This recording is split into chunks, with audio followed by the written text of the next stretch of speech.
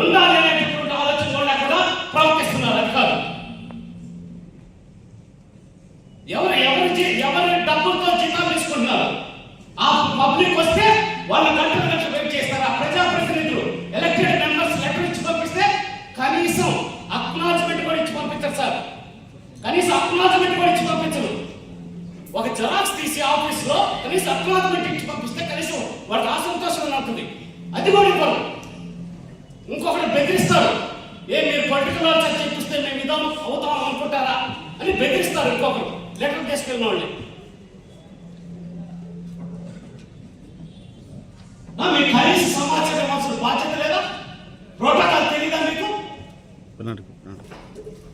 Sir, incharge మంత్రి గారికి నేను కలెక్టర్ గారికి విజ్ఞప్తి చేస్తున్నా, వీటి మీద చర్యలు తీసుకోకపోతే ఇలాగే రిపీట్ అవుతాయి. పబ్లిక్ గవర్నమెంట్కి చెడ్డ పేరు వస్తుంది. మా ఎమ్మెల్సీ లెటర్ ఇచ్చాడు, లేకపోతే మా ఎమ్మెల్యే లెటర్ ఇచ్చారు, అయినా కూడా అనకపోతే ఏం లేదు, అది డస్ట్బిన్లో పడేసారు, కాగితం అని మాట్లాడుకొని నవ్వుకునే పరిస్థితికి వెళ్తా ఉన్న సిచ్యువేషన్స్. మా ప్రభుత్వానికి చెడ్డ పేరు ఇది, ముఖ్యమంత్రి గారికి చెడ్డ పేరు ఇది.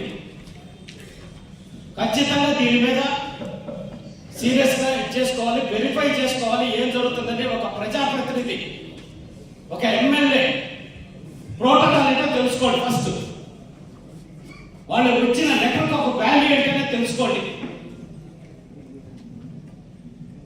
ఈ జిల్లాలో నాకు కనబడింది కలెక్టర్ గారు ఒకరే ఆ విధంగా రెస్పాండ్ అయ్యి దానికి ఒక విలువిచ్చి దానికి ప్రాపర్ గా రెస్పాండ్ అయ్యి చేయగలిగితే పని చేయలేకపోవచ్చు. కనీసం గౌరవం కానీ లేకపోతే దానికి ఇచ్చిన దానికి ఒక రెస్పాన్స్ కానీ ఒక ప్రాపర్ ఎక్స్ప్లెనేషన్ అని ఇచ్చేదానికి కూడా అధికారులకు ఓపిక లేదు.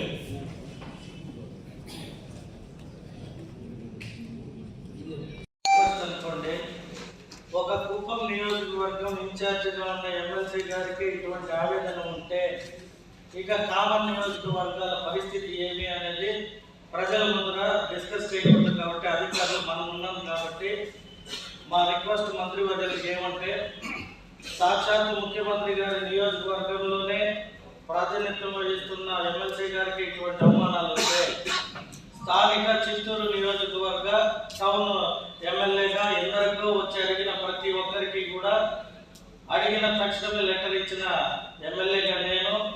ఆ సందర్భంలో వచ్చి తర్వాత ఎమ్మెల్యే కార్యాలయం అని చెప్పిన, ఎమ్మెల్యే గారి పిఎం ఫోన్ చేసిన చాలా నిర్లక్ష్యంగా బిహేవ్ చేస్తున్నారు.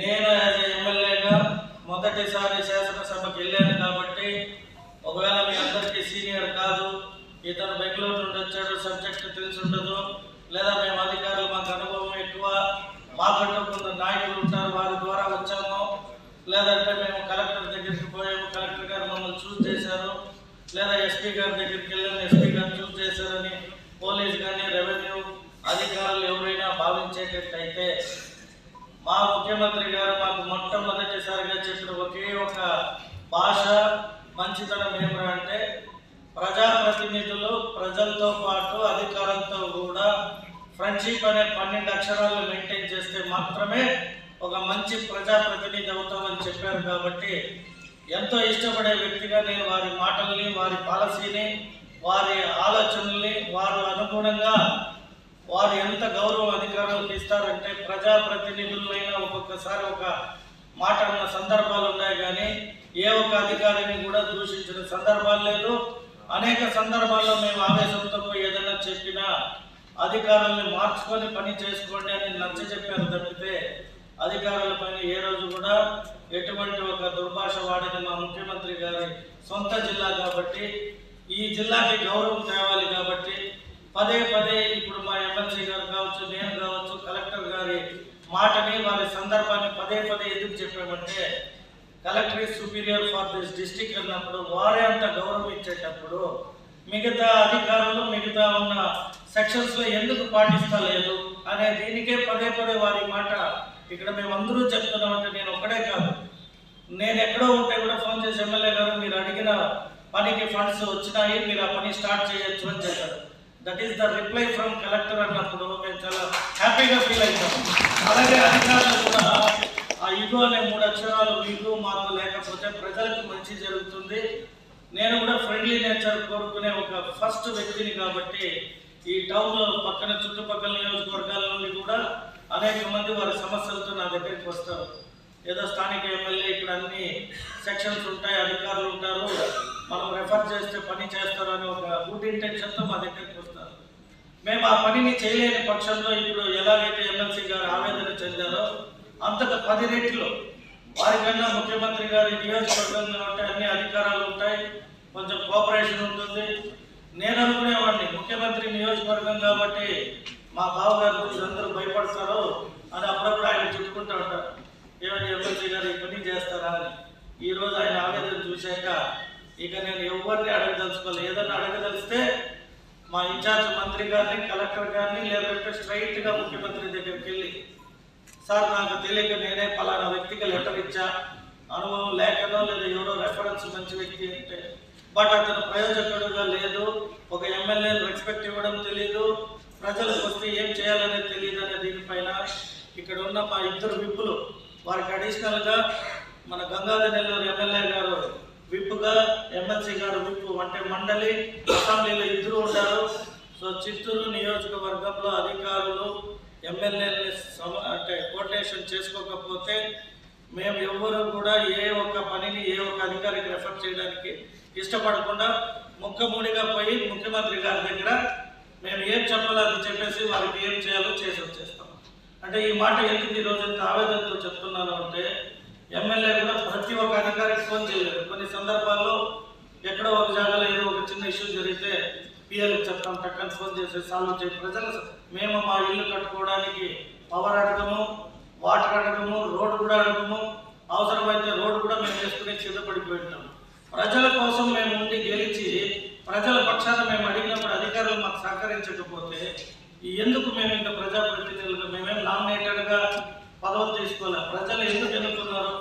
ఇతను ఒక మంచి పని చేయడానికి వచ్చాడు, ఇతనికి సహకరించాలి, ఒక మంచి పార్టీ నన్ను గుర్తించి సీట్ ఇచ్చింది, ప్రజలు ఓట్లు వేశారు.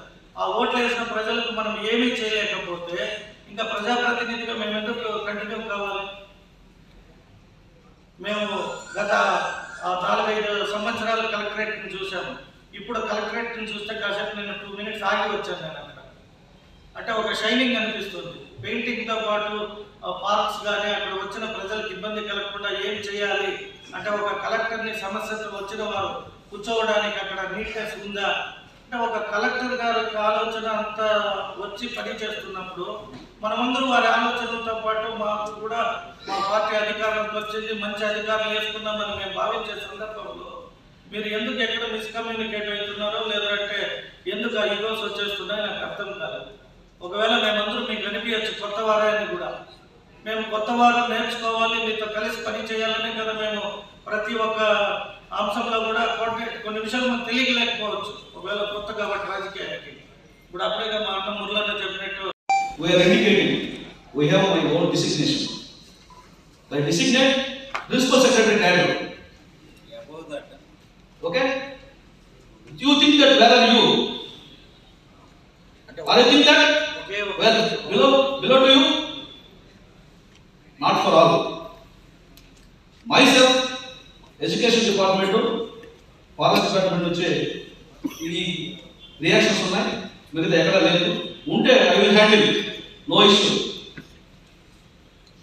ఏమైనా రాజకీయాల్లో చదువుకోకుండా రాలా అంటే ఎలక్షన్లో తెలిసి వచ్చిన బొమ్మ కాదు.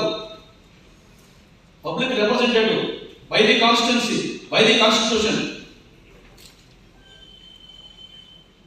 You are also by the constituency, constitution. We are bound to constitution. Me interpretations అన్ని లాలో మీకున్నటువంటి ఇంటెన్షన్స్ అన్నింటి కూడా లాలో ఇంటర్ప్రిటేషన్ చేస్తారా?